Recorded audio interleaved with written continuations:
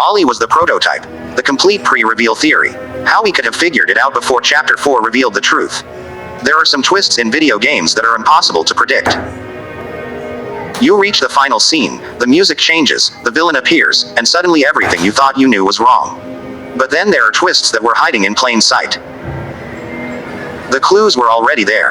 The dialogue was already there. The suspicious behavior was already there.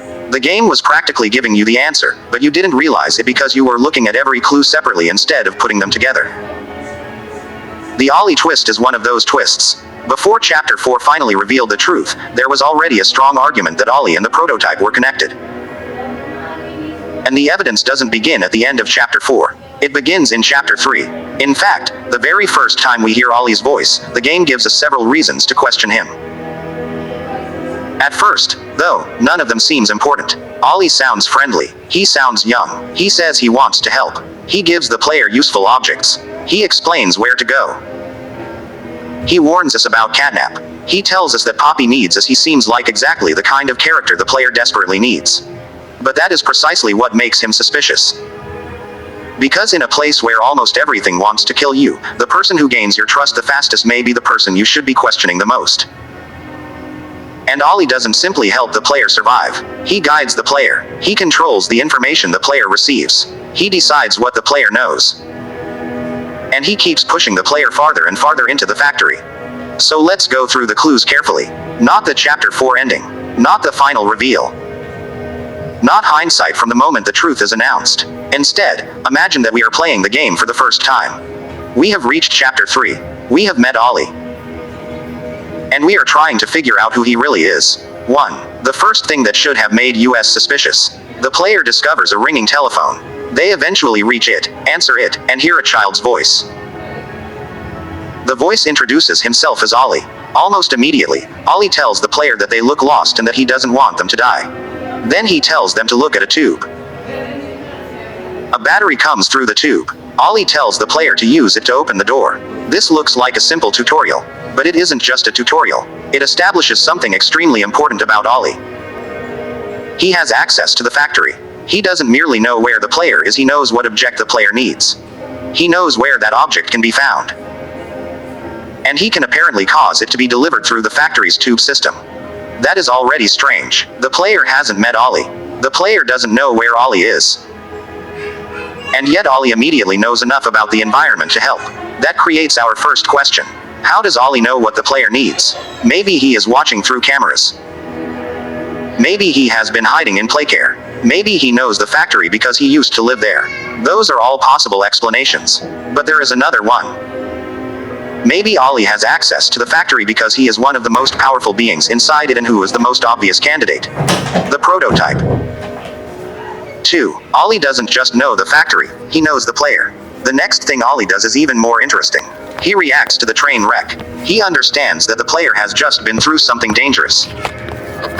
He connects the player's situation with Catnap. Then he immediately begins explaining why the player should continue. He tells the player that Poppy needs them. He tells them that they are needed. He gives them a mission. This is important because Ollie isn't simply providing information. He is influencing the player's decisions. The player could potentially leave. The player could decide not to trust Poppy. The player could decide that Playcare is too dangerous. But Ollie changes that. He gives the player a reason to continue. He essentially says, you are needed. People need you. You can save people. Keep going. And the player does. That means Ollie has successfully gained control over the player's direction without ever physically appearing. That is already a very strange power. 3. We need you. One particular idea from Ollie's first conversation deserves attention. He doesn't only say that Poppy needs the player. He says that they need the player. That creates the impression that Ollie belongs to some larger group. He isn't presenting himself as a random person. He is presenting himself as part of the resistance against whatever is controlling Playcare.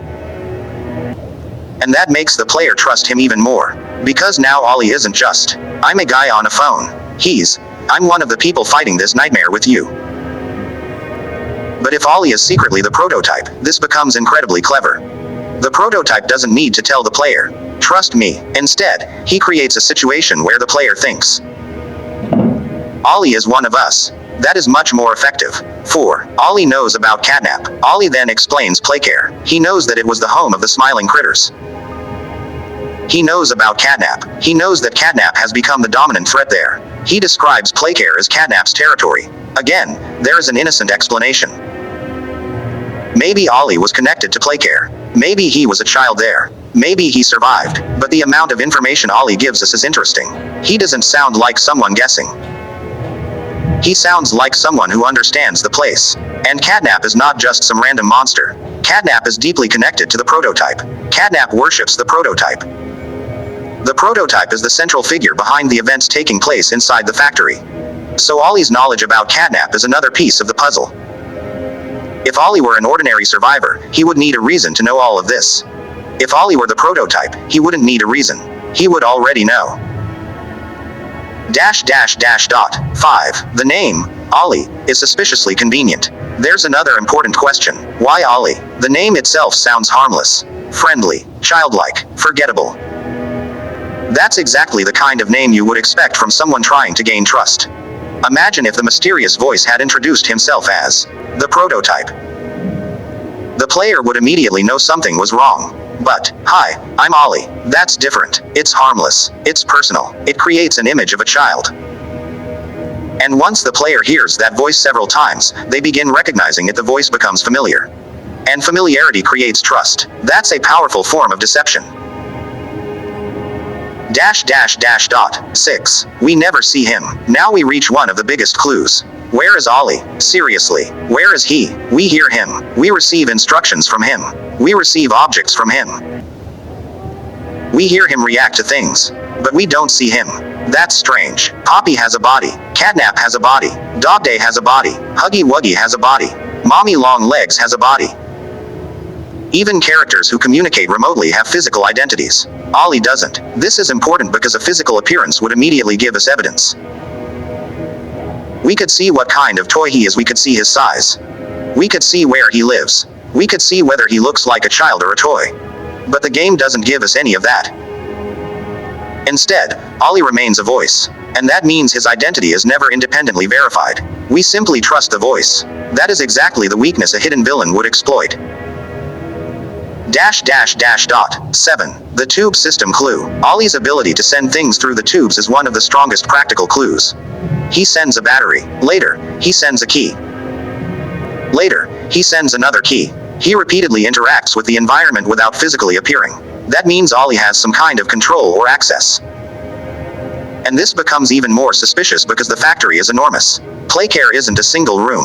It's a massive underground facility. There are different sections. Different systems, different power sources, different areas, yet Ollie can communicate with the player across these areas. That makes him seem less like an ordinary person and more like someone who is deeply integrated into the facility. And the prototype is exactly that. The prototype isn't simply another creature hiding in one room. He is deeply connected to Playtime Co.'s history and the factory's events. 8. Ollie knows exactly where the player needs to go after the player reaches Playcare. Ollie immediately gives another instruction. He tells the player to go under the statue. Not vaguely, not explore Playcare, not try to find the power room. He knows exactly where the player needs to go. He even keeps reminding the player to go under the statue if they don't move quickly enough. That means Ollie knows the layout. He knows what is beneath the statue. He knows what the player needs to accomplish there. And he is able to guide the player through the environment despite not physically being there. Again, one clue alone doesn't prove anything. But this is now the third major piece of evidence. Ollie knows where the player is. Ollie knows what the player needs. Ollie knows where the player needs to go and Ollie can provide objects to help them get there. That's a lot of information. 9. The power system. Under the statue is an important power system. Ollie knows about it. He knows that the area powers Playcare. He understands how the player should use it later. When the player is trying to increase gas production, Ollie again knows what needs to happen. He tells the player to move a cord. He knows when the power level isn't enough. He sends another key. He directs the player to another location. Then he knows when the required power has been reached. This is incredibly suspicious when viewed as a whole. Ollie isn't simply watching the player. He appears to understand the entire process. He's basically acting as the player's remote operator. And that means whoever Ollie really is has an extraordinary understanding of Playcare's infrastructure. 10. The first real question. Is Ollie watching us? At this point, we should stop and ask a simple question. How is Ollie seeing all of this? Because he reacts to the player's actions. He knows what the player has collected. He knows what the player needs. He knows what the player should do next. He knows when the power is insufficient. He knows when something has gone wrong. This sounds like surveillance. Maybe Ollie has cameras. Maybe he has access to the security network. Maybe he can monitor the factory. And that is another connection to the prototype. The prototype is not an ordinary creature. He has been operating behind the scenes. He has information. He has influence. He has access to parts of the factory. If Ollie is the prototype, the mystery disappears. He knows where we are because he is watching us. 11. The telephone is not just a telephone. The telephone becomes almost like Ollie's body. Think about it: when the phone rings, Ollie appears. When the conversation ends, Ollie disappears. We never need to see him. His voice can travel through the factory. That is extremely convenient for someone hiding their identity. The player can't chase him. The player can't ask him to meet face to face. The player can't inspect his surroundings.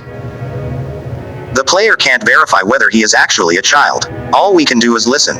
And if the prototype can imitate voices, that means the phone gives him the perfect disguise.